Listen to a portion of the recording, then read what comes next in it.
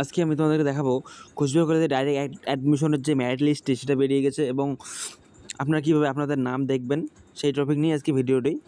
তো 9 তারিখ থেকে 14 তারিখে যে কোচবিহার কলেজে ডাইরেক্ট অ্যাডমিশন হয়েছিল সেই মেরিট লিস্টটি আজকে আমি তোমাদের দেখাবো এবং কীরকম করে দেখায় সেটা আপনারা সবাই দেখবেন। তো যেটা আপনাকে করতে হবে, প্রথমে গুগল আসতে হবে। গুগল এসে সার্চ বারে লিখবেন কোচবিহার কলেজ, লেখার পরও কোচবিহার কলেজে ক্লিক করবেন। ক্লিক করানোর পর উপরে যে কোচবিহার কলেজের ওয়েবসাইটটি আসবে সেটা ক্লিক করবেন। ক্লিক করার পর এখানে দেখবেন কোচবিহার কলেজের যে ওয়েবসাইট সেটা চলে এসেছে এবং তার ওয়েবসাইটের যে ডিজাইন সেটা উপরে দেখানো হচ্ছে এবং এখান থেকেই সমস্ত কিছু কাজ হয়। তো এখন অনলাইন অ্যাডমিশন, সেখানে অনলাইন অ্যাডমিশনে ক্লিক করবেন। ক্লিক করানোর পর এখানে দেখুন লেখা যাচ্ছে যে UG online application is currently not running, মানে তোমার হচ্ছে আন্ডার গ্র্যাজুয়েশন যে ফর্ম ফিল আপ সেটা ডেট শেষ হয়ে গেছে এবং তার মেরিট লিস্টও দিয়ে দিয়েছে। তো মেরিট লিস্টটি দেখানোর জন্য এখানে দেখবেন লেখা আছে মেরিট লিস্ট। মেরিট লিস্টে ক্লিক করবেন। ক্লিক করানোর পর এখানে দেখেন লেখা আছে merit list, provisional merit list.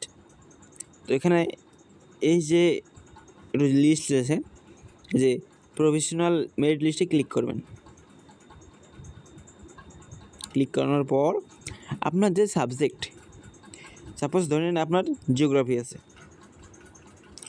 তো জিওগ্রাফিতে কতজন ছাত্র ফর্ম ফিল আপ করেছে, না কতজনকার নাম কতজনকার আনরিজার্ভ ক্যাটাগরিতে নাম আছে, এসসিতে কতজনকার নাম উঠেছে, এসটিতে কতজনকার নাম উঠেছে, ওবিসি এতে, ওবিসি বিতে, ইডাব্লিউএসপি ডিতে।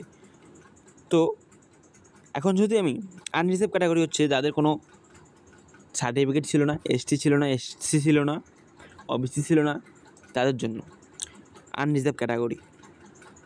তো এখানে আমার যেহেতু ওবিসি ছিল তাই আমি ওবিসি এতে ক্লিক করলাম।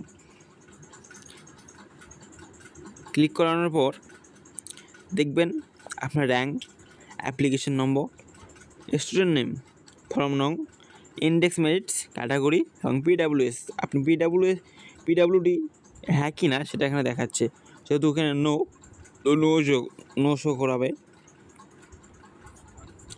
তো এটাই হচ্ছে আপনাদের মেরিট লিস্ট। এখান থেকেই আপনি মেরিট লিস্ট ইচ্ছা করলে আপনাকে প্রিন্ট করে রাখতে পারবেন। প্রিন্ট করে এখানে সেভ করে রেখে দিলেন, সেভ, লিস্ট সেভ হয়ে গেল। ব্যাক করলেন, লিস্টটি সেভড হয়ে গেল। যদি কেউ আনরিজার্ভ ক্যাটাগরিতে দেখতে চায় বা অন্য সাবজেক্টে দেখতে চায়, শুধু এখানে স্ট্রিম সাবজেক্টের পাশে যে ক্যাটাগরির, মানে কেউ আনরিজার্ভ ক্যাটাগরির, কে এসসি ক্যাটাগরির, কে এসটি, কেউ ওবিসি, তো যে ক্যাটাগরির, যদি কেউ ওবিসি তে ওই সাবজেক্টে সোজাই ক্লিক করবে, যদি কেউ এসসিতে হয়তো এসসিতে ক্লিক করবে, যদি এসটিতে হয়তো এসটিতে ক্লিক করবে। এরকম করেই আপনাদের মেরিট লিস্টে দেখতে পারবেন।